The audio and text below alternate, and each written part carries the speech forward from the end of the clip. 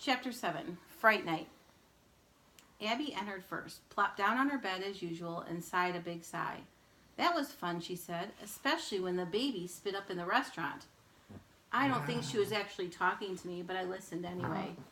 A second later, Miranda came in. "Hi, Humphrey. Did you miss me?" she asked, bending down close to my cage. "Of course," I squeaked. "I suppose you understand what it's saying," Abby said sorely. "Sort of," said Miranda. "I think it's trying to tell me he missed me." Bingo. I watched Abby closely as she reached for her diary and pen. "Where's my pen?" she asked.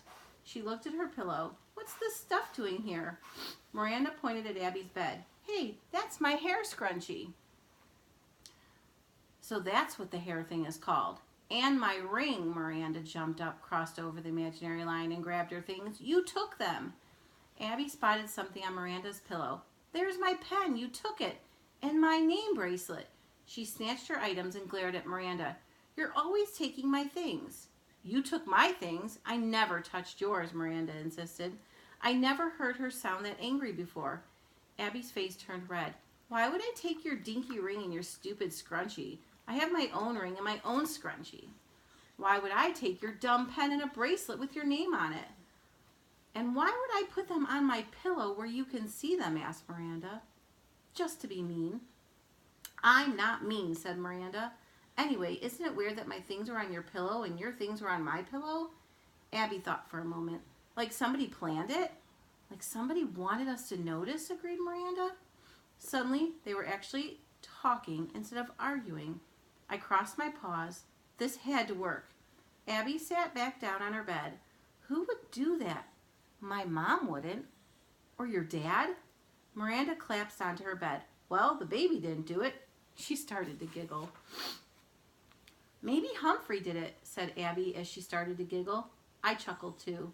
"Those things didn't fly from bed to bed," said Miranda.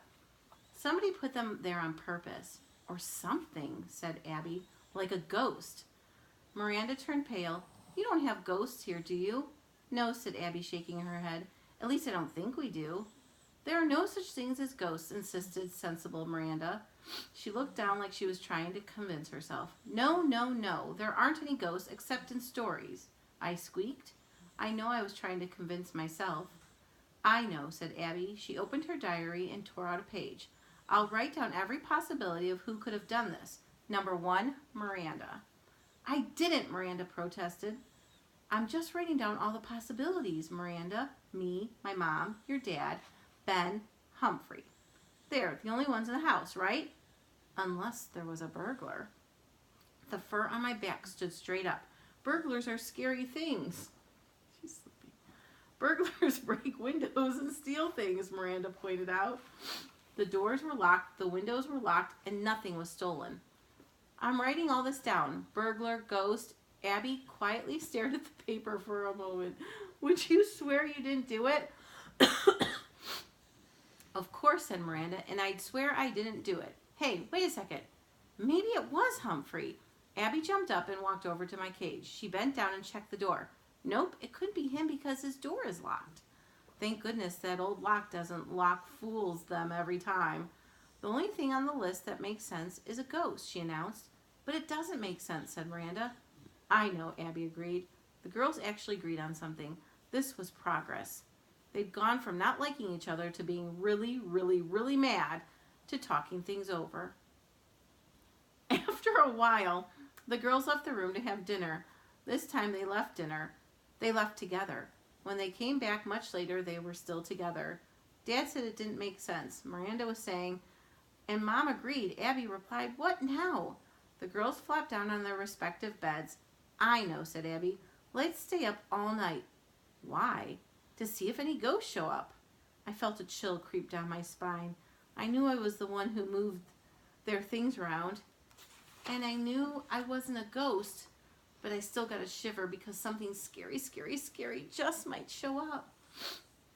"Lights out, ladies." Mr. Golden stood at the door later that night, smiling. "Hope you have sweet dreams." "You too, Humphrey." "Thanks," I squeaked back. Everybody all tucked in? Amy appeared at the door holding baby Ben.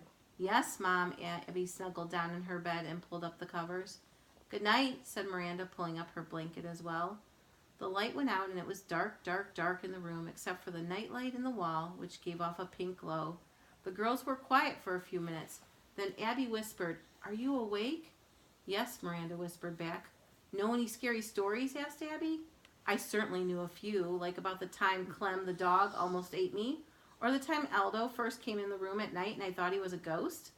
Miranda thought for a minute and said, "I remember one from camp." "Tell it," said Abby, but not too loud. Miranda, sweet golden Miranda, told a fur-raising tale about a hitchhiker who turned out to be a ghost. The way she told it was scarier than facing Clem. "That was a good one," said Abby. "I know one too." Her story was even worse. It was about a group of kids who dared each other to go into the graveyard at night. One girl went in, saw a horrible face, and died of fright. Recalling Og's gruesome grin, I felt faint after that story. "Abby," Miranda whispered, "maybe we shouldn't tell any more scary stories. I'm feeling kind of weird." "Me too," said Abby. "Let's be quiet." It was quiet all night. Maybe a little too quiet for a nocturnal fellow like me. Without thinking, I hopped on my wheel for some exercise. I guess that wheel needs oil because it went screech. When the wheel screeched, both girls screamed, "Ee!" By the little pink light, I could see them leap from their beds and wrap their arms around each other. The door abruptly swung open and the big light came on. "Ee!" The girls screamed again. "It's just me," said Mr. Golden, rushing in. "What's going on?" He must have been as surprised as I was to see Miranda and Abby hugging one another for dear life. "There was this terrible noise," said Abby. "Horrible," said Miranda. That was my cue to hop back on the wheel. Screech! All eyes were